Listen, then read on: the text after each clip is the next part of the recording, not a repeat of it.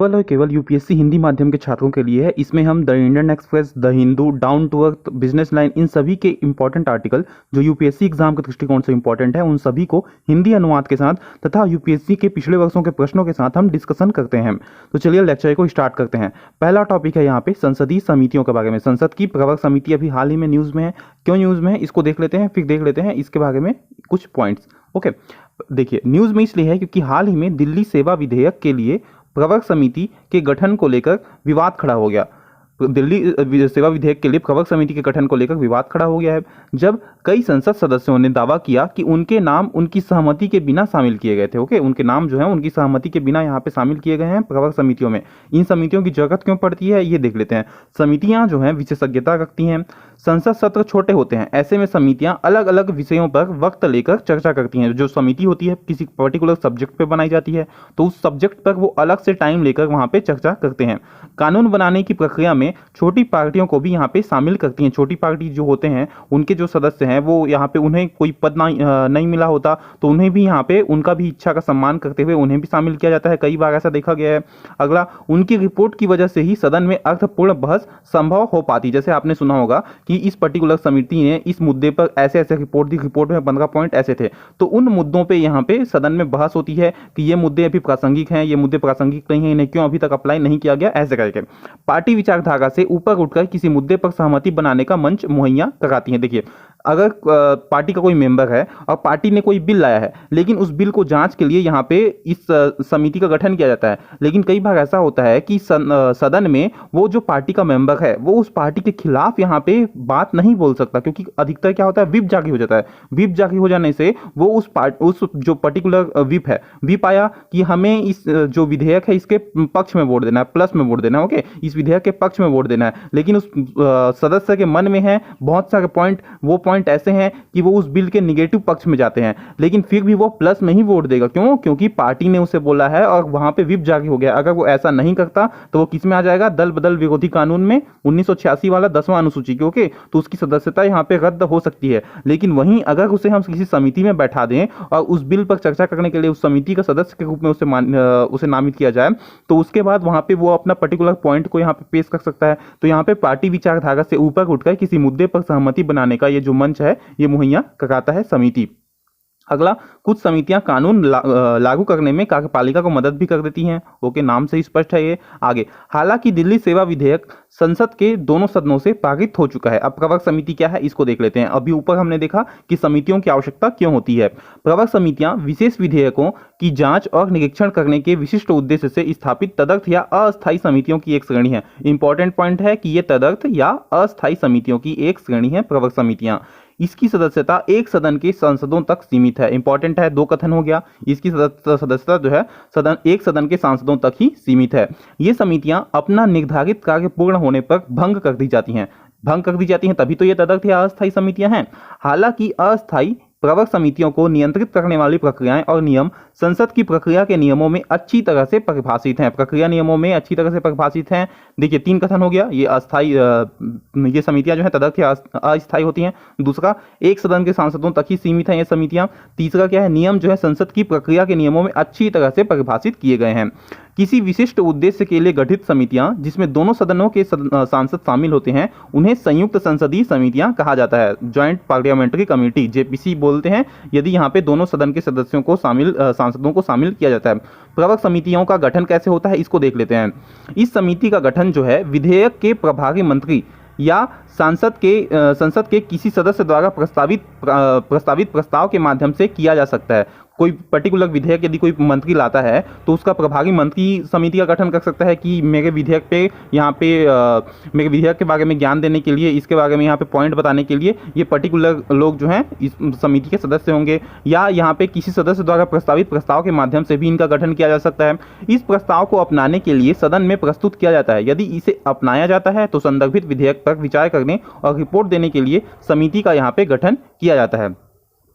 अगला, ये प्रवर समिति के गठन का है मतलब कि वो मंत्री बोलेगा, जैसे एक मंत्री है, ठीक है, एक पर्टिकुलर मंत्री है, उसने एक विधेयक लाया, ओके, विधेयक लाया। अब उसे जरूरत है यहाँ पे इस विधेयक में और भी यहाँ पे सुझाव चाहिए, उसे लगता है कि ये जो विधेयक है ये आगे चल के कैसा परफॉर्म करेगा, इसके बारे में डिस्कशन जो है सदन के सदस्यों के माध्यम से ही किया जाए और ये समिति के माध्यम से अपने विचार जो है खुल के प्रकट कर सके। हमने ऊपर क्या डिस्कस किया कि समितियों में वो अपने विचार खुल के प्रकट कर सकते हैं। तो यहाँ पे ये जो विधेयक का प्रभारी मंत्री है ये भी बोल सकता है कि इस विधेयक में मुझे प्रवर समिति के गठन की आवश्यकता है, ऐसा ये विधेयक का प्रभारी मंत्री भी बोल सकता है। अगला, यहाँ पे संदर्भित विधेयक पर विचार करने और रिपोर्ट देने के लिए फिर समिति गठन किया जाता है यदि इसके प्रस्ताव को अपना मान लिया जाता है, ओके। प्रवर समिति के लिए सदस्यों का चयन कैसे किया जाता है? प्रवर समिति के सदस्यों को विशेष रूप से उस प्रस्ताव में नामित किया जाता है जो विधेयक को समिति के पास भेजने की मांग करता है। जैसे वो जो विधेयक है प्रभारी मंत्री का था, उसने मांग किया कि प्रवर समिति चाहिए, अब उसी प्रस्ताव में यहाँ पे नामित किया जाता है जो समिति के पास भेजने की मांग करता है। अगला, इन सदस्यों को सदन द्वारा नियुक्त किया जाता है, साथ ही उनकी सहमति प्रक्रिया का एक महत्वपूर्ण पहलू है, इंपॉर्टेंट पॉइंट है, उन्हें नियुक्त किया जाता है, ओके, नियुक्त किया जाता है। और अभी न्यूज में क्यों है? क्योंकि यहाँ पे उनकी सहमति नहीं ली गई बहुत से सदस्यों का, तो ये सहमति प्रक्रिया का एक महत्वपूर्ण पहलू है, तो यहाँ पे सहमति लेना भी आवश्यकता है, उन्हें नियुक्त किया जाता है। अगला पॉइंट देखते हैं। जबकि राज्यसभा के नियम है कि किसी भी सदस्य को प्रवर समिति में नियुक्त नहीं किया जा सकता है यदि वे इसमें कार्य करने के इच्छुक नहीं हैं। नियमों में स्पष्ट रूप से प्रस्तावित सदस्यों के लिए हस्ताक्षर एकत्र करने की आवश्यकता भी नहीं होती है। काफी इंपॉर्टेंट पॉइंट है, राज्यसभा में स्पष्ट लिखा हुआ है कि समिति में नियुक्त नहीं किया जाएगा यदि वे इसमें काम करने के इच्छुक नहीं है। कोरम का गठन कैसे होता है इसको देख लेते हैं। प्रवर समिति की संरचना उसके उद्देश्य के आधार पर भिन्न भिन्न होती है, अलग अलग उद्देश्य के आधार पर घटित होती है। किसी पर्टिकुलर मुद्दे पे घटित हो सकता है, किसी पर्टिकुलर विधेयक पे घटित हो सकता है, ओके। यह कुल सदस्यों की संख्या के 1/3 की कोरम के साथ संचालित होते हैं। जितने भी सदस्य हैं उसके 1/3 होना अनिवार्य है, ओके। यदि 9 हैं तो 3 मिनिमम होंगे ही होंगे। यदि मतों में समानता हो तो अध्यक्ष पीठासीन के पास निर्णायक मत होता है। अध्यक्ष जो पर्टिकुलर सदन है उसका जो अध्यक्ष है उसके पास यहाँ पे निर्णायक मत होता है। अब काम क्या है इसका देख लेते हैं। कार्य जो है, प्रवर समिति का प्राथमिक काम विधेयक की सावधानी पूर्वक समीक्षा करना, इसके खंडों की जांच करना ताकि यह सुनिश्चित हो सके कि वे उपाय इच्छित उद्देश्य के साथ ठीक रूप से प्रतिबिंबित हैं। दूसरा, यह समिति विशेषज्ञों, मौखिक साक्ष्यों और सरकारी अधिकारियों से ज्ञापनों के माध्यम से जानकारी एकत्र कर सकती है। साक्ष्यों का मूल्यांकन करने के बाद, देखिए इंपॉर्टेंट है, एक जानकारी एकत्र कर सकती है सरकारी अधिकारियों के ज्ञापनों के माध्यम से। साक्ष्यों का मूल्यांकन करने के बाद यह समिति अपने निष्कर्ष तैयार करती है जिसमें विधेयक के उद्देश्य के साथ संरेखित करने के लिए खंडों में संशोधन शामिल हो सकता है कि इस पर्टिकुलर विधेयक में इस पॉइंट पे हमें संशोधन करने की आवश्यकता यहाँ पे दिखाई पड़ती है, ऐसा यहाँ पे समिति अपने रिपोर्ट में बता सकती है। यह विधेयक के विशिष्ट पहलुओं को संबोधित करने के लिए उप समितियां भी बना सकती हैं। जैसे कोई विधेयक में बहुत सारे पार्ट हैं, ये पर्टिकुलर पार्ट ए पार्ट इस मुद्दे से डील करता है, बी पार्ट इस मुद्दे से डील करता है, तो समिति एक गठित हुई है तो समिति अपने अंदर भी यहाँ पे उप समिति बना सकती है, उसे काम दे सकती है कि तुम्हारा काम इस पार्ट को डील करना, तुम्हारा काम इस पार्ट को डील करना, तुम डील करके हमें बताओ, फिर हम यहाँ पे कंक्लूजन निकालेंगे टोटल विधेयक का। अगला, किसी भी असहमतिपूर्ण राय सहित इस समिति की रिपोर्ट सदन में प्रस्तुत की जाती है। असहमतिपूर्ण यदि राय है तो उसके साथ यहाँ पे इस समिति की रिपोर्ट को सदन में प्रस्तुत किया जाता है। इस प्रवर समिति की रिपोर्टें अनुशंसात्मक प्रकृति की होती है। अनुशंसा वो देती हैं कि हमें ये सुधार करने की आवश्यकता है, इस पॉइंट को हटाने की आवश्यकता है, ओके। सरकार समिति की सिफारिशों को स्वीकार या अस्वीकार कर सकती है। गवर्नमेंट जो है इसने पर्टिकुलर सुझाव दिया उसको यहाँ पे एक्सेप्ट भी कर सकती है गवर्नमेंट, या किसी चीज को हटाने के लिए बोला उसे भी एक्सेप्ट कर सकती है, या दोनों को यहाँ पे डिक्लाइन भी कर सकती है, उसे यहाँ पे अस्वीकार भी कर सकती है गवर्नमेंट। यूपीएससी ऐसे क्वेश्चन पूछ चुके हैं, उसको हम देख लेते हैं। देखिए, भारत की संसद के संदर्भ में निम्नलिखित में से कौन सी संसदीय समिति जांच करती है और सदन को रिपोर्ट करती है कि संविधान द्वारा प्रदत्त या संसद द्वारा प्रत्यायोजित विनियमों, नियमों, उपनियमों, विधियों आदि को बनाने की शक्तियां का कार्यपालिका द्वारा प्रतिनिधि मंडल के दायरे में उचित रूप से प्रयोग किया जाएगा। 2018 यूपीएससी का क्वेश्चन है ये। ऑप्शन ए सरकारी आश्वासनों की संबंधी समिति, ऑप्शन बी अधीनस्थ विधान। नाम में ही यहाँ पे स्पष्ट है अधीनस्थ विधान का ये परिभाषा दिया गया है, ऑप्शन बी इसका सही आंसर है। नेक्स्ट यहाँ पे देखते हैं, इंडियन एक्सप्रेस में ये आर्टिकल आया हुआ था, उसका हमने हिंदी में पूरा लेक्चर देखा। अब अगला है नाविक को आधार नामांकन प्रणाली के साथ एकीकृत करना। अब नाविक क्या है इसको देख लेते हैं। 7 सिस्टर्स इन स्पेस, नाविक में टोटल कितने सैटेलाइट हैं? 7। यहाँ पे आप देख सकते हैं, ये देखिए 3 जो हैं extremely accurate rubidium atomic clocks in each satellite, ये 3 सैटेलाइट हैं, ये 4 satellite in geosynchronous orbit में हैं और 3 जो है जियो स्टेशनरी में हैं, टोटल 7। ये इंपॉर्टेंट है कि 4 कहाँ पे हैं, 3 कहाँ पे हैं। 3 जो है आपका जियो स्टेशनरी में है, 4 सैटेलाइट कहाँ पे हैं, जियो सिंक्रोनस ऑर्बिट में है। जियो सिंक्रोनस क्या होता है, जैसे ये कोई ब्लैंक ले लेते हैं यहाँ पे, हाँ यहाँ पे देखिए, ये है पृथ्वी, ये है पृथ्वी, ओके। अब यहाँ पे है इक्वेटर, तो इक्वेटर के ऊपर यदि इक्वेटर के चारों ओर यदि चक्कर लगा है, कलर चेंज कर देता हूँ मैं, ये देखिए इक्वेटर के चारों ओर ऐसे, ये इक्वेटर के ऊपर है ना, ये इक्वेटर के जस्ट ऊपर है, ये इस लाइन के ऊपर है, इक्वेटर के ऊपर यदि चक्कर लगा है तो उसे हम बोल देंगे जियो स्टेशनरी। और लेकिन वहीं ये चारों ओर तो चक्कर लगा ही रहा है, लेकिन वो व्यास ही बना रहा है, ओके, व्यास ही बना रहा है, बट वो इक्वेटर के ऊपर नहीं है, कहीं और से। जैसे यदि वो इक्वेटर के ऊपर से यहाँ पे चक्कर लगा रहा है तो उसे हम बोल देंगे जियो स्टेशनरी, और वहीं इक्वेटर की जगह यहाँ पे ऐसे राउंड राउंड राउंड ऐसे हो गया, ऐसे चक्कर लगा रहा है तो उसे हम बोल देंगे क्या, जियो सिंक्रोनस ऑर्बिट। तो ऐसे आपको पता होना चाहिए कि 4 जो है वो जियो सिंक्रोनस में जाएंगे और 3 जो है यहाँ पे जियो स्टेशनरी के हैं। और ये इंपॉर्टेंट है कि 20 मीटर एक्यूरेसी इसका better than 20 meters, okay. Accuracy कितना है इसका, 20 मीटर, लगभग 20 मीटर है इसका एक्यूरेसी, और ओपन टू ऑल यूजर्स है, ये किसी पर्टिकुलर क्षेत्र के ही यूज करने के लिए नहीं है। आगे देख लेते हैं। अंतरिक्ष विभाग, डिपार्टमेंट ऑफ स्पेस, आधार नामांकन उपयोग के साथ भारत के स्वदेशी उपग्रह नेविगेशन सिस्टम नाविक भारतीय तारामंडल में नेविगेशन के एकीकरण का समन्वय कर रहा है, ओके। नाविक के साथ अब आधार नामांकन का भी समन्वय यहाँ पे किया जाएगा, इस वजह से ये न्यूज में है। नाविक जिसमें 7 उपग्रह शामिल हैं, भारत के अमेरिकी जीपीएस के समकक्ष है। अमेरिका के पास जैसे जीपीएस है उसी तरह से इंडिया के लिए नाविक है, जो अवस्थिति और नेविगेशन सेवाएं प्रदान करता है। नाविक नागरिक उपयोग के लिए मानक स्थिति सेवा SPS और रणनीतिक अनुप्रयोग हेतु प्रतिबंधित सेवा RS यहाँ पे प्रदान करता है।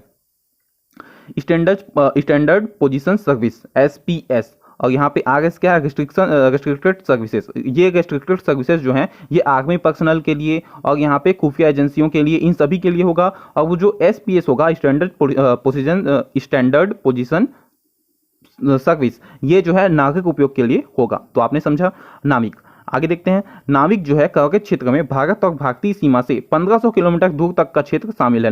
नाविक का जो कवरेज एरिया है इसमें भारत और भारतीय सीमा से 1500 किलोमीटर, इंपॉर्टेंट है, 1500 किलोमीटर दूर तक का जो क्षेत्र है वो शामिल है।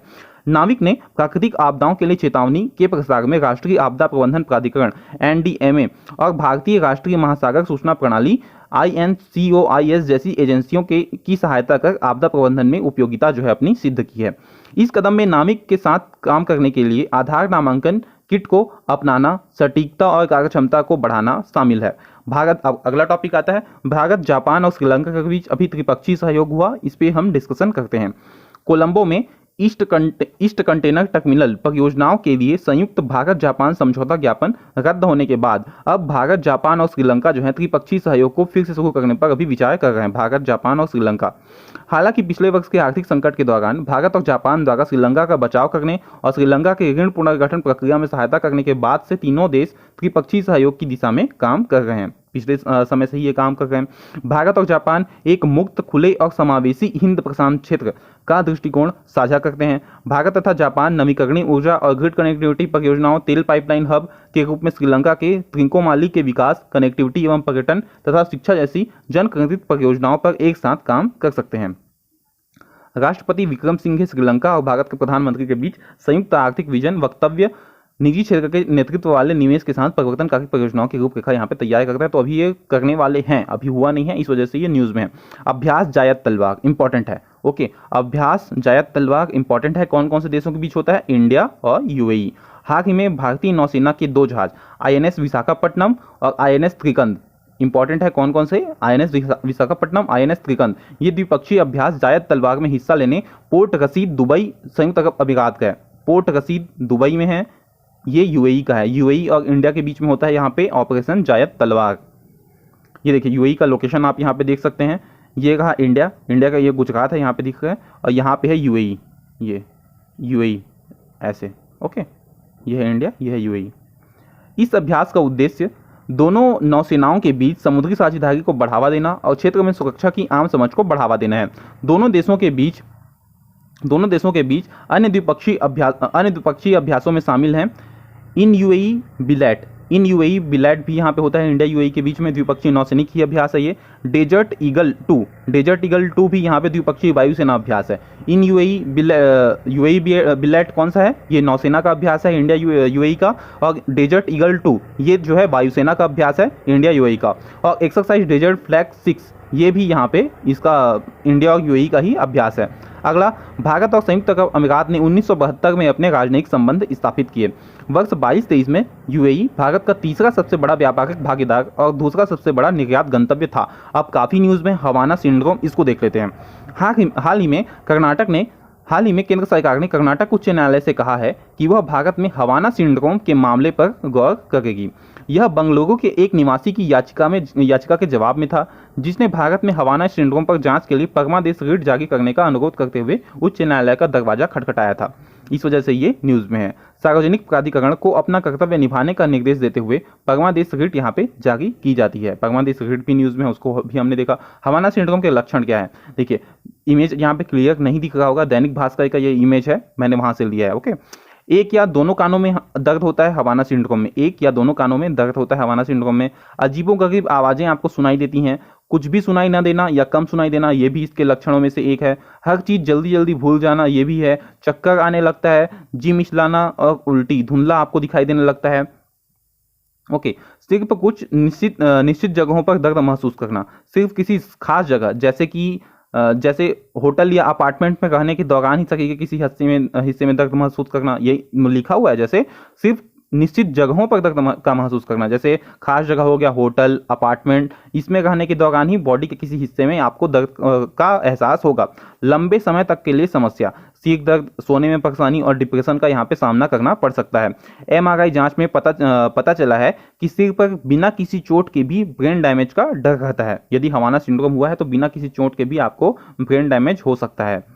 अगला, हवाना सिंड्रोम मानसिक स्वास्थ्य लक्षणों के एक समूह को संदर्भित करता है, जिसमें यहाँ पे देखिए मानसिक स्वास्थ्य लक्षणों के एक समूह को संदर्भित करता है, जिसमें बिना किसी बाहरी शोर के कुछ आवाजें सुनना, मतली, चक्कर और सिर दर्द, स्मृति हानि तथा संतुलन संबंधी समस्याएं शामिल है। इसके शुरुआती पीड़ित वर्ष 2016 के अंत में हवाना, क्यूबा में मिले थे। हवाना एक जगह है, कहाँ है, क्यूबा में। हवाना सिंड्रोम के पीछे के कारण पूरी तरह से निश्चित नहीं थे, लेकिन अनुमान यह लगाया गया था कि इससे ध्वनि संबंधी समस्या हो सकती है।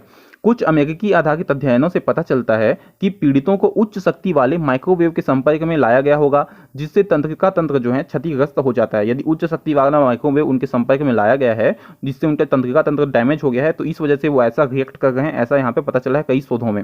उच्च शक्ति वाले माइक्रोवेव की किरणें एक विशेष गैजेट अर्थात एक माइक्रोवेव हथियार के माध्यम से भेजी गई होंगी। वही हमने देखा था कि एक बायो विपन होता है, उसी तरह से माइक्रोवेव वाला भी विपन होता है। यहाँ पे गाड़ी में माइक्रोवेव लगा होगा, वो ऐसी रेस यहाँ पे ऐसे वेव्स यहाँ पे छोड़ेगा कि सामने की पूरी आर्मी यहाँ पे डैमेज हो सकती है। तो इससे भी यहाँ पे इसको लिंक किया जा रहा है कि उच्च शक्ति वाले माइक्रोवेव की किरणें एक विशेष गैजेट अर्थात एक माइक्रोवेव विपन के माध्यम से भेजी गई होंगी। हालांकि उनके अस्तित्व का कोई अभी तक निर्णायक साक्ष्य नहीं मिला है। Thank you so much for the discussion.